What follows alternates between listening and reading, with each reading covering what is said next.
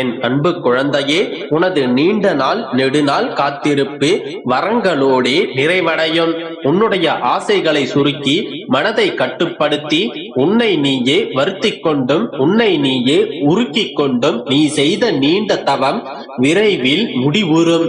நீ செய்த தவத்திற்கான வரங்களை நிச்சயமாக நீ பெறப்போகின்றாய். ஒன்றை சரியாக புரிந்து கொள். இந்த உலகில் எதுவும் வீணாகாது. நன்மை செய்தாலும் சரி, தீமை செய்தாலும் சரி, அதற்கேற்ற பலன்கள் உனக்காக காத்து கொண்டிருக்கும். நீ நன்மையை விதைக்கும் போது நன்மையை அறுவடை செய்வாய். தீமையை விதைக்கும் ஒருவன் சர்வ நிச்சயமாக தீமையே அறுவடை செய்தாக வேண்டும்.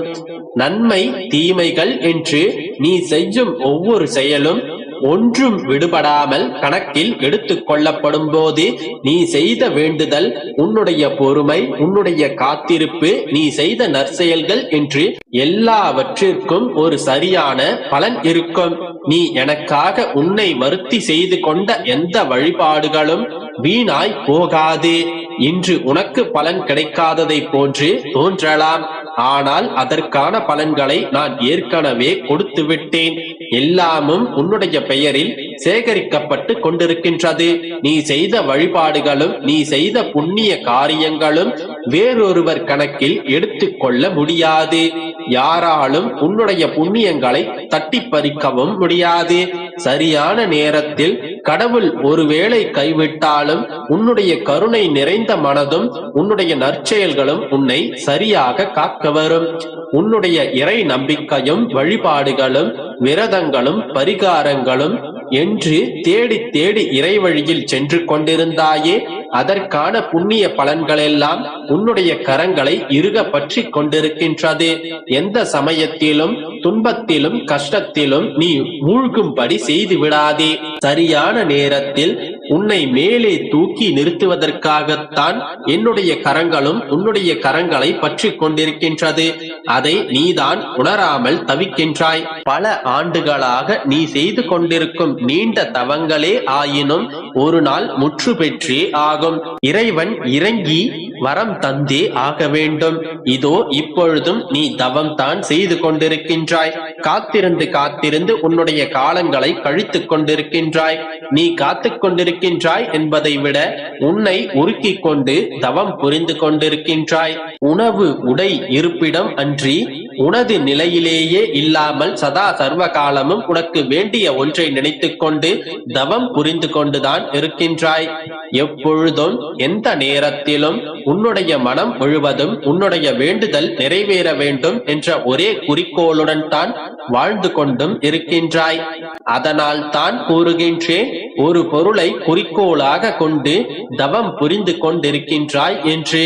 எந்த தவமும் வரங்களோடு தானே முற்று பெறும். இதோ உன்னுடைய தவமும் நான் கொடுக்கும் இந்த வரங்களாலேயே முற்று பெறப் போகின்றது. நீ எதற்காக காத்திருந்தாயோ அதையே பெறப் போகின்றாய்.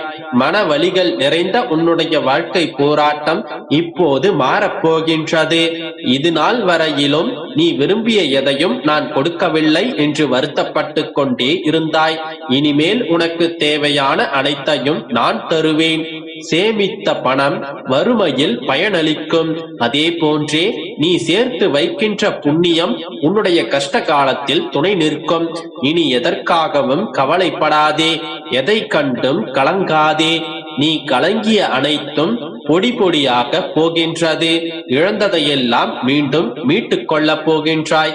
உனது வாழ்க்கை வண்ணமயமாக மாறப்போகின்றது. கொதித்துக் கொண்டிருக்கும் உன்னுடைய மனம் சாந்தி அடையும்படி எல்லா நிகழ்வுகளும் நடக்கும். எல்லாம் கேட்பதற்கு நன்றாகத்தான் இருக்கின்றது. ஆனால் என் வாழ்வில் கசப்பான நிகழ்வுகள் மட்டும்தான் நிகழ்ந்து கொண்டிருக்கின்றது என்று வருத்தப்படுகின்றாய் தானே? ஒன்றை புரிந்து கொள் மகளே, இறைவன் நம்பியவனுக்கு கசப்பை கொடுப்பான், எதிரிக்கு இனிப்பை கொடுப்பான். இறுதியில் கசப்பு மருந்தாகும், இனிப்போ நோயாகும். இப்போது உனக்கு கொடுக்கப்பட்டிருக்கும் கசப்பெல்லாம் உனக்கு மருந்தாக போகின்றது. நீயும் உன்னுடைய வாழ்வும் குணமாகிக் கொண்டிருக்கிறீர்கள். உன்னுடைய வாழ்க்கையில் உள்ள அனைத்து நோய்களையும் குணப்படுத்திக் கொண்டிருக்கின்றேன். கூடிய விரைவில் நீ செல்வ செழிப்புடன் வாழ்வாய். நம்பிக்கையோடு இரு, நல்லதே நடக்கும். என் அன்பு குழந்தையே, ஏன் மனதை போட்டு இப்படி குழப்பிக் கொண்டிருக்கின்றாய்? எத்தனை சஞ்சலங்கள், எத்தனை குழப்பங்கள் உன்னுடைய முகத்தில்! நாளை என்ன நடக்குமோ என்கின்ற கவலையும் பதட்டமும் உன்னுடைய முகத்தில் தொற்றிக் கொண்டது. இப்பொழுது நான் உனக்கு கூறுவதை சற்று பொறுமையாகவும் கவனமாகவும் கேள். நான் என்ன கூறுகிறேன் என்பதை நீ நன்றாக புரிந்து கொள்வாய். என் தங்கமே, உன்னுடைய நோக்கம் எது என்பதை முதலில் தீர்மானித்துக் கொள். அதுவே இலக்கு என்பதை உறுதி செய்து கொள். கையில் பணம் இல்லையே, உடலில் பலம் இல்லையே, உதவி செய்வதற்கு நண்பர்கள் இல்லையே என்றெல்லாம் யோசித்து நேரத்தை வீணடிக்காதே. எதற்கும் பயப்படாதே, தயங்காதே. உன்னுடைய இலக்கை நோக்கி அடியெடுத்து வை. தொடர்ந்து முன்னேறிச் செல். சோதனைகள் விலகும், பாதை உனக்கு வழிவிட்டு நிற்கும். உன்னுடைய இலக்கை நீ அடைந்தே தீருவாய். அதனை யாராலும் தடுக்க முடியாது. போராடு. போராட்டத்தில் தான் ஞானம் பிறக்கும். என்னால் முடியும் என்பதை மனதில் நினைத்துக் கொண்டு அதற்காக ஆசைப்படுவது இலக்கல்ல. நான் இதை நோக்கித்தான் செயல்பட்டு கொண்டிருக்கின்றேன். அதனை ஒரு நாள் எப்பாடுபட்டாவது அடைந்தே தீருவேன் என்ற தெளிவான திட்டவட்டமான நோக்கம்தான் இலக்கு. நல்லது நடக்கும் என்கின்ற நம்பிக்கையோடு இருப்பதை விட்டுவிட்டு நல்லது நடப்பதற்கான இடத்தை நோக்கி நீ நகர்வதுதான் நல்லது.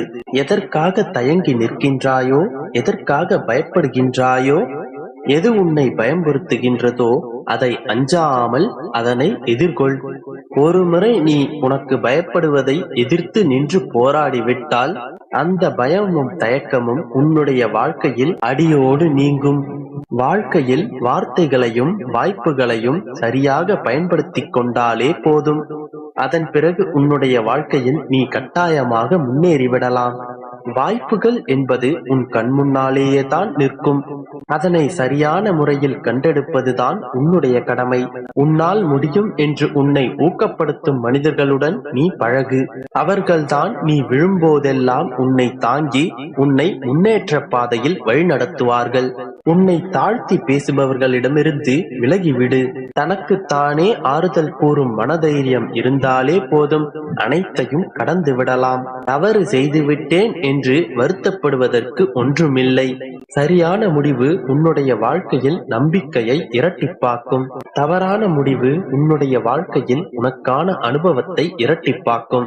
இரண்டிற்காகவும் நீ கவலை கொள்ள வேண்டாம். நீ அடையும் இலக்கு உனக்கு தெளிவாக இருந்தால் அதை செய்து முடிக்க உனக்குள்ளேயே மனதிடம் உனக்குள் பிறக்கும். அதனால் எதையதையோ நினைத்து குழம்பிக் கொள்வதை விடுத்து உனக்கு என்ன வேண்டும் என்பதை நிர்ணயித்துக் கொண்டு அதனை இலக்காக நிர்ணயித்துக் கொள். உன்னுடைய வாழ்க்கையில் நீ உன்னுடைய இலக்கை நோக்கி பயணித்துக் கொண்டே இரு. தெளிவான சிந்தனையோடு உன்னுடைய வாழ்க்கையில் நீ பயணிக்கும் போது உனக்கு துணையாக நிச்சயமாக நான் உன்னுடனே வருவேன். சிக்கல்களை தவிர்ப்பதற்கு நீ என்னிடம் வந்து ஆலோசனை அல்லது உதவி கேட்டால் அதனை உடனடியாக தருவதற்கு நான் என்றும் தயங்க மாட்டேன். இப்போது உனக்கு தேவைப்படுவது உன் மீதும் என் மீதும் முழுமையான நம்பிக்கை மட்டுமே.